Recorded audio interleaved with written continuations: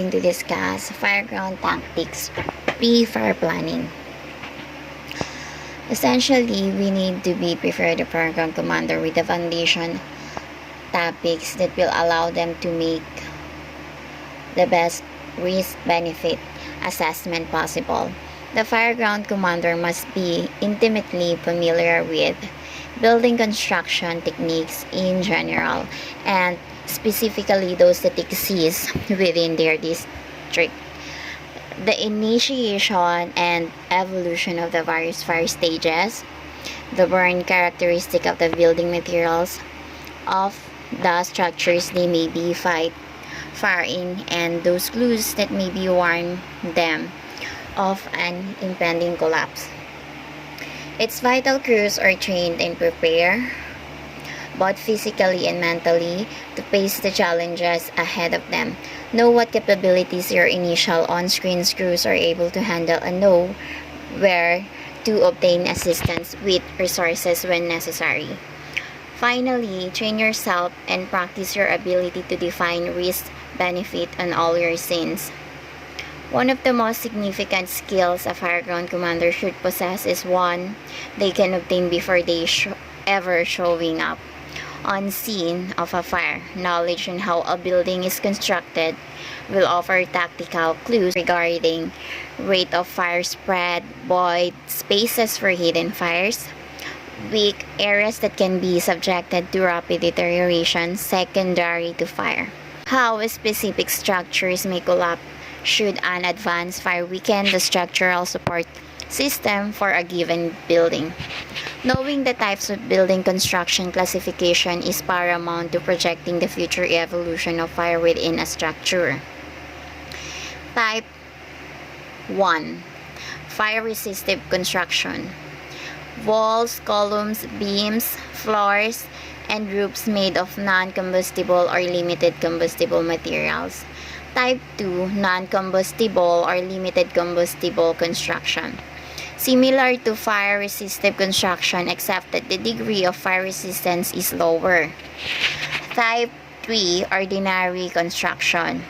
Exterior walls and structural members of constructed of non-combustible or limited combustible materials. Interior structural members including walls, columns, beams, floors, and roofs completely or partially constructed of wood. Type 4. Heavy timber construction. Exterior and interior walls and their associated structural members made of a non-combustible or limited combustible materials. Other interior structure members including beams, columns, arches, floors, and roofs made of solid or laminated wood with no concealed spaces. Wood must have dimensions large enough to be considered heavy timber. Last classification is type 5. Wood frame construction. Exterior walls, bearing walls, floors, roofs, and supports completely or partially of wood or other approved materials of smaller dimensions than those used in heavy timber construction. Knowing how a building is constructed will greatly enhance the fireground commander's ability to project the movement and speed of a fire that involves a building structure versus a contents fire. Try and take the time to get out of your building under construction in your area and see how they are put together. The next tool for selecting proper tactical operations is to try and gauge what stage the fire is at upon arrival. Matching proper resources in the proper place at the proper time will almost always succeed against an unthinking enemy.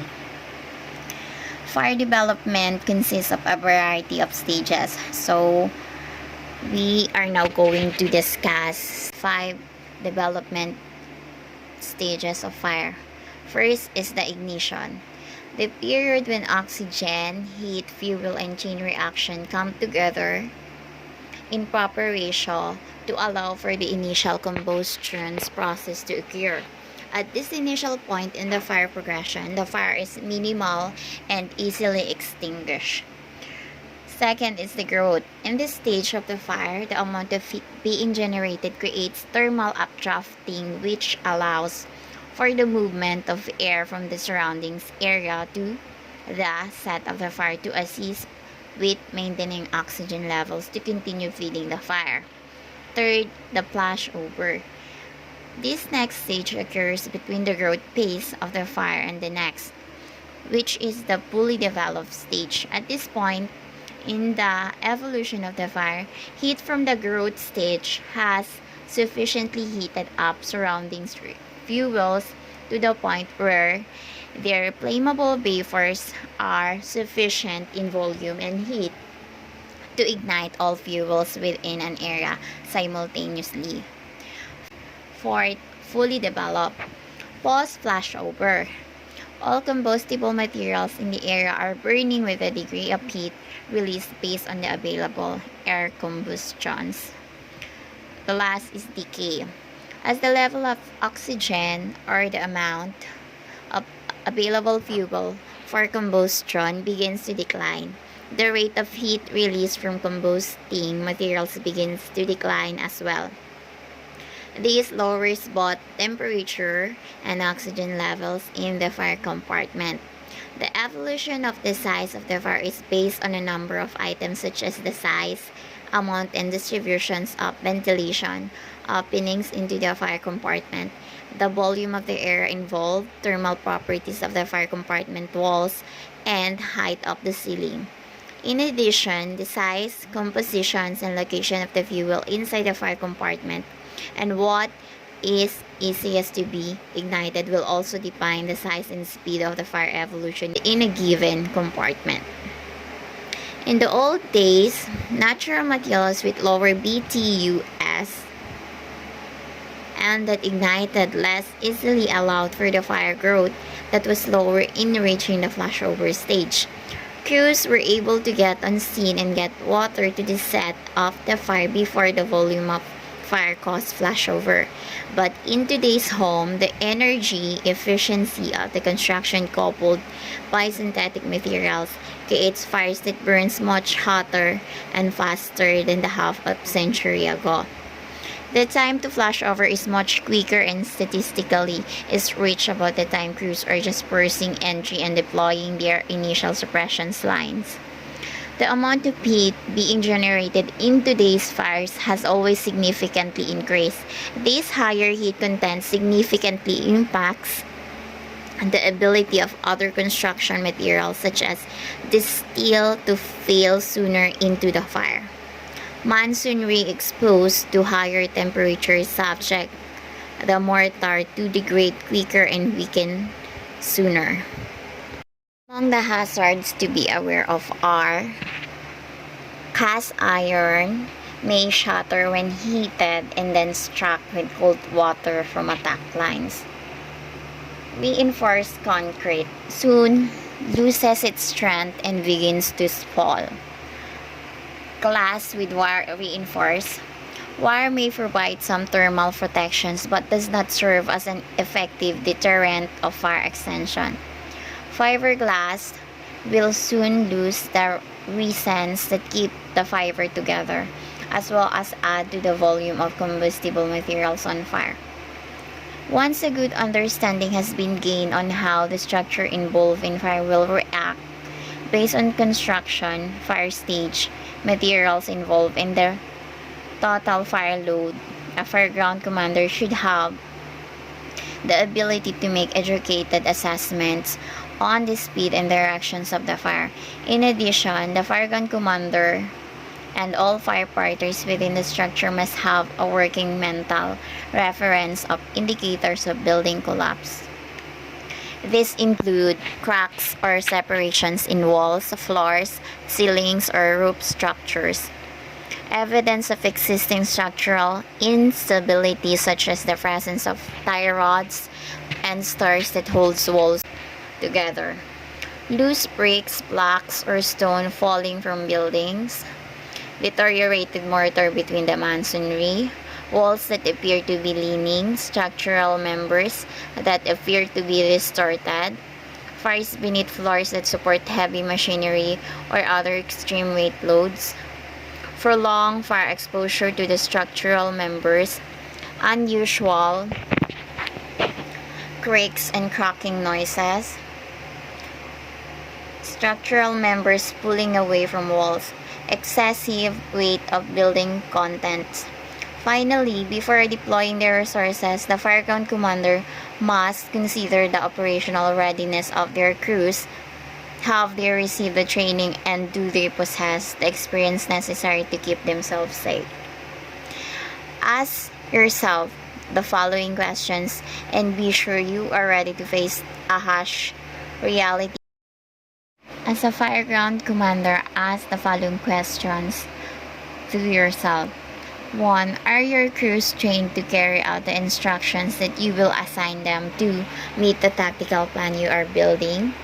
Are your engineers practiced enough to get the apparatus position for best utilizations, and are they able to operate the pump or the ladder quickly and efficiently? Are your officers practiced to perform a size up, develop an initial strategy, choose initial tactics to implement an effective initial strategy, lead a suitably aggressive yet safe suppression process, and coordinate any activities assigned? Are your firefighters trained to perform the duties to which they will be assigned in a safe and effective manner? Is your appointed safety officer capable of maintaining the overall safety of the incident scene?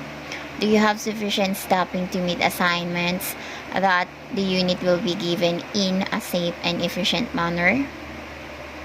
Do your crews understand and practice the 2-in 2-out procedures at all times?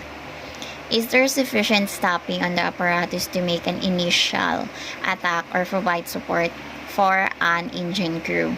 Are your personnel arriving on multiple pieces of apparatus to make up necessary minimum staffing for an assignment? What total length of time it will take to have adequate staffing on the scene to initiate an interior attack while maintaining a rapid intervention team in place? Do you have adequate apparatus response based on the hazard involved? What are the possibilities that there will be a delay in arrival of some of the units due to road conditions, weather, travel distances, or units not being stopped immediately? Do you need for specialized apparatus due to the particular hazard? Does your apparatus have access to all sides of the location? If you were able to answer positively to all of the above questions, well done. You should feel proud and confident that you can meet the majority of our challenges your firefighters will face. If not, take a hard look at at those items that can be corrected quickly through training and address them. In addition, be very aware of those things that can cause safety issues and plan for alternate strategies or assignments to ensure your personnel are matched with tasks they are capable of completing in a safe fashion. As we can see, a well-prepared Fireground commander knows the structures they will be deploying firefighters into. You must know what the constructions of that structure will be, in that it will dictate the future of that structure when impacted by fire. Pre-planning is essential to know how and what hazards the building will present to the crews who will fire in. Knowing how structure is built will also dictate how it will burn and how it could collapse. If we have some minimal insight into what the fire will do to the building, you can plan and deploy resources accordingly.